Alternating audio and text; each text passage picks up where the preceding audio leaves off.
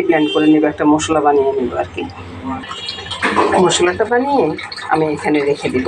এরপরে চিকেনটার সাথে মশলাটা রান্না করবো আর কি। রান্না করবো ইলিশ মাছ। ইলিশ মাছের জন্য এখন মশলাটা রেডি করব। কী কী মশলা দেবো সেটাই দেখাচ্ছি বন্ধুরা, সাথে থাকুন। তো ইলিশ মাছের সাথে বন্ধুরা এই যে জিরা, তারপরে সরিষা, নারকেল, কাঁচা লঙ্কা, এগুলোকে আমি কিন্তু শিলপাটায় বেটে নেব। এগুলো কিন্তু আমি ওই যে ব্লেন্ড করব না। কারণ হলো সর্ষে ইলিশের একটা গুণ হলো যে শিলপাটায় বেটে নিলে না ভীষণ টেস্ট হয়। আর জিরা তো সাধারণত ব্লেন্ডারে হয় না, তো ওই জন্যে আমি শিলপাটা সবগুলো একসাথে বেটে নেব মিহি করে। এদিকে ওই যে শস্য, জিরা, কাঁচা লঙ্কা, নারকেল সবগুলোকে আমি একবার মিহি করে পেস্ট করে নেব বন্ধুরা। তারপরে ইলিশ মাছগুলো কেটে তারপরে রান্নাটা শুরু করব। পাটাটা ধুয়ে তারপরে নিচ্ছি বন্ধুরা। দেখুন পাটাটা ধোয়ার পরে মশলাটা কেমন মিশে হয়েছে। এরকম করে মিক্স করে করলে না খুব টেস্ট হয় ইলিশ মাছগুলো। তো বন্ধুরা এবার চলে আসবো বন্ধুরা, আমি ইলিশ মাছটা কীভাবে রান্না করবো। ইলিশ মাছটা রান্না করবো আমি ভাপা। তো ভাপার জন্য কী কী লাগতেছে, এখানে তো জিরা, তারপর নারকেল, শস্য একসাথে বেটে রেখেছি। এগুলো আমি ওই যে সর্ষের তেলের ভিতরে দিয়ে দিয়েছি। সর্ষের তেলটা আগে দিয়ে রেখেছি। তারপরে দিয়ে দিব স্বাদ মতো নুন, একটু হলুদ, সামান্য একটু লঙ্কার গুঁড়া, এটাই কালারের জন্য আর কি। এখানে না একটু চিনিও দিয়ে দিয়েছি বন্ধুরা। আপনারা যদি না চান তো চিনি না দিতে পারেন, তবে আমি একটু চিনি দিয়ে দিয়েছি।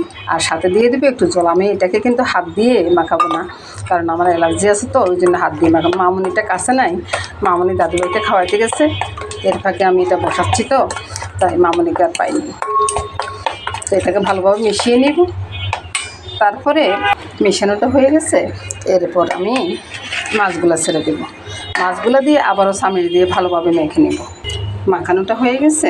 মাখানোটার পরে দেখুন বন্ধুরা কত সুন্দর একটা কালার এসছে। তারপরে কয়েকটা কাঁচা লঙ্কা দিয়ে দিচ্ছি। এবার এই জলটাকে আমি আগে বসিয়ে রেখেছি, তো ওই জলের উপরে আমি দিয়ে দিলাম। এবার ঢাকাটা দিয়ে রাখবো, বাস আস্তে আস্তে হইতে থাকুক। এপাকে অন্য কাজ করে এসে। তো বন্ধুরা এতক্ষণে ইলিশ মাছটা হয়ে যাওয়ার কথা। এখন দেখুন বন্ধুরা ইলিশ মাছটা কত সুন্দরভাবে হয়ে গেছে। এভাবে এখন ঢেলে তারপরে দেখাচ্ছি। এবার বন্ধুরা দেখুন ইলিশ মাছের কালারটা কেমন হয়েছে বন্ধুরা। এত সুন্দর একটা যদি ইলিশ মাছ থাকে বন্ধুরা কোনো কথাই হবে না। গরম গরম ভাতের সাথে বা পোলাওর সাথে খুব টেস্টি। তো এই রান্নাটা নামিয়ে নিলাম বন্ধুরা। নমস্কার। এবার আমি চলে আসলাম চিকেনটা রান্না করে নেব। চিকেনের ভিতরে বন্ধুরা চিকেনটা ধুয়ে টুয়ে নিয়ে আসে, তারপরে আমি ওই গোলমরিচটা দিয়ে দিচ্ছি, মানে কালো গোলমরিচটা আর কি। তো এখানে এখন লেবু চিপে দেব। এবার লেবুটা চিপে দিব।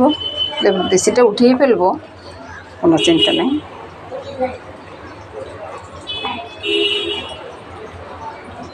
এটা উঠতেছে না কেন?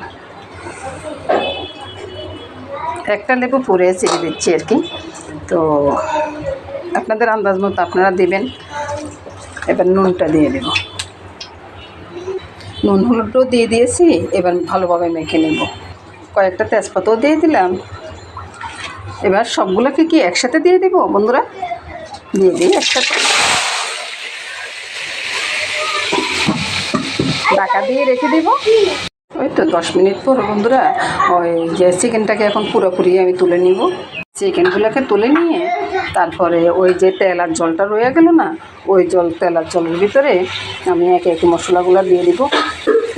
স্বাদ অনুযায়ী নুনটা দিয়ে দিলাম, হালকা একটু লঙ্কার গুঁড়া দিয়ে দিলাম, তারপরে হলুদটা দিয়ে দিব। তারপরে ওই যে মশলার পেস্টটা করে রেখেছি না, ওই মশলার পেস্টটা দিয়ে দিব। কড়াইয়া বড় আছে, আর ছিটকাবে না। দিয়ে দিলাম সবটাই।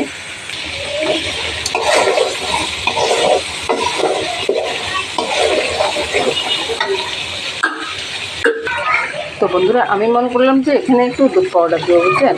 তো দুধ পাউডার শেষ হয়ে গেছে, দিতে পারলাম না। তো এখানে দুধ বসাইছি, দুধটা দিয়ে দিচ্ছি একটু করে। সমস্যার সমাধান হয়ে গেল। আর সাথে দিয়ে দিব হালকা একটু চিনি, টেস্টটা বাড়ানোর জন্য আর কি। তো এভাবে কষিয়ে তারপরে চিকেনটাকে ছেড়ে দেব। আর এদিকে দুধটা বসালাম কিসের জন্য সেটা তো বলিনি বন্ধুরা। দুধটা দিয়ে একটু মিষ্টি বানাবো। তারপরে বন্ধুরা ওই যে তেলটা যখন মুখে কথা আসতেছে না বন্ধুরা, আর বলতে পারতেছি না, দেখে নিন বন্ধুরা। তারপরে চিকেনটা ছেড়ে দিলাম, চিকেনটাকে এবার ভালোভাবে মশলার সাথে মিশিয়ে নিব আর কি। তো বন্ধুরা ওই যে কষানোটা হয়ে গেলে আমি একটু গরম জলে দিয়ে দিব। জলটা এখানে গরম করে নিয়েছি, গরম জলটা দিয়ে দিচ্ছি। তারপরে নেড়ে ছেড়ে রান্নাটা করে নিব, আর এদিকে মিষ্টিটা বানিয়ে নিব। তারপরে রান্নাটা শেষ হয়ে যাবে, আর শুধু থাকবে মাছ ভাজি আর পোলাও।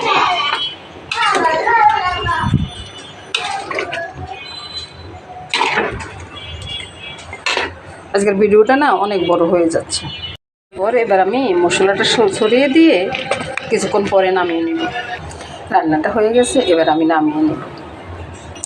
চিকেনটা নামানোর পরে বন্ধুরা দেখাচ্ছি, আর একটু পরে যদি দেখাইতাম না কালারটা আরও ভীষণ সুন্দর আসতো। দেখুন বন্ধুরা কত সুন্দর হয়েছে চিকেনটা। নমস্কার বন্ধুরা। আর বাকি রইল আমার পোলাওটা আর মাছ ভাজিটা। এটার সাথে সাথে আমার রান্না শেষ হয়ে যাবে বন্ধুরা। আমি ওগুলো আর দেখাইতে যাচ্ছি না, তারপরও ফাঁকে দিয়ে একটু মিষ্টিটা বানানো দেখাই দিব। তো বন্ধুরা এবার আমি মিষ্টিগুলো বানিয়ে নেব। একটু হালকা করে 1 চিমটি চিনি আর ওই যে 2 চিমটির মতো আমি কর্নফ্লাওয়ার দিয়ে দিয়েছি। আর এবার আমি এগুলাকে মিশিয়ে ছানার সাথে মিশিয়ে দিব আর কি।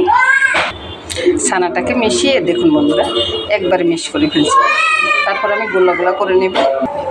ওই যে শিরাটা জল বলক চলে আসছে বন্ধুরা। আর শিরাটা বানাইছি বন্ধুরা ওই যে ছোটো 1 বাটি চিনি দিয়ে আর 2 বাটি জল দিয়ে দিয়েছি। আজকে আর বেশি জল দিই নি, মিষ্টি তো কম, এই জন্য একটু, আর ছানাটা একটু নরম হয়ে গেছে তো তাই চিনিটা একটু বাড়িয়ে দিলাম আর কি।